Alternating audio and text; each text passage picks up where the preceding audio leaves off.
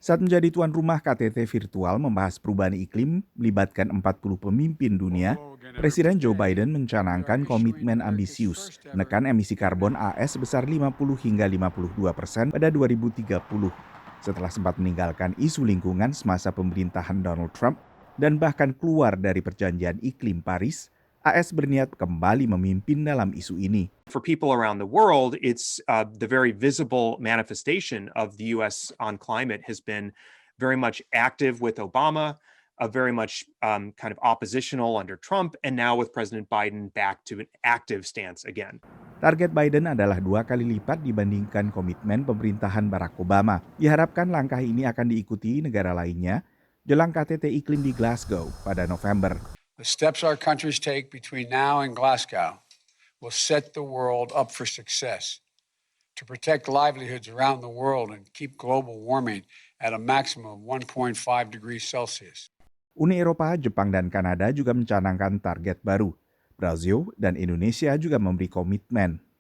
Penghentian konversi hutan alam dan lahan gambut mencapai 66 juta hektar, lebih luas dari gabungan luas Inggris dan Norwegia. Penurunan kebakaran hutan hingga sebesar 82% di saat beberapa kawasan di Amerika, Australia, dan Eropa mengalami peningkatan terluas.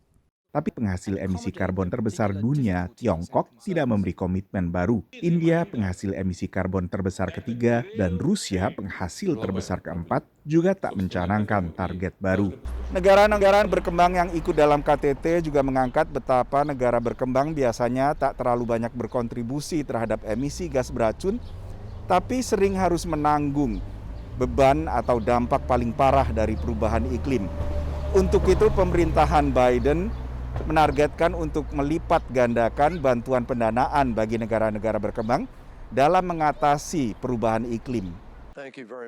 Meski langkah AS di bawah Biden mendapat respons positif analis, sebagian khawatir tanpa komitmen serupa dari penghasil emisi karbon terbesar lainnya, maka target-target mitigasi perubahan iklim tetap sulit dicapai. It often is the case that finding areas of collaboration can be valuable to both the countries involved, as well as, in this case, to the global community, if the U.S. and China, or the U.S., China, and Russia, for that matter, can actually re-engage in a positive way about climate change. The U.S. and China are the world's number 1 and number 2 emitters. Actually, in reverse order. China's the number 1 emitter, U.S. is the second biggest emitter, the U.S. is the biggest economy, China is the second biggest economy. What the U.S. and China do matters for the climate. And it turns out that they also have some potential interest in working together on this issue. Menurut analis, di luar langkah pemerintah AS, pergeseran terjadi di tingkat subnasional Amerika, antara lain inisiatif ramah lingkungan oleh pemerintah daerah dan sektor swasta, selain juga meluasnya kesadaran lingkungan warga secara umum. Dari Washington DC, Nova Purwadi, VOA.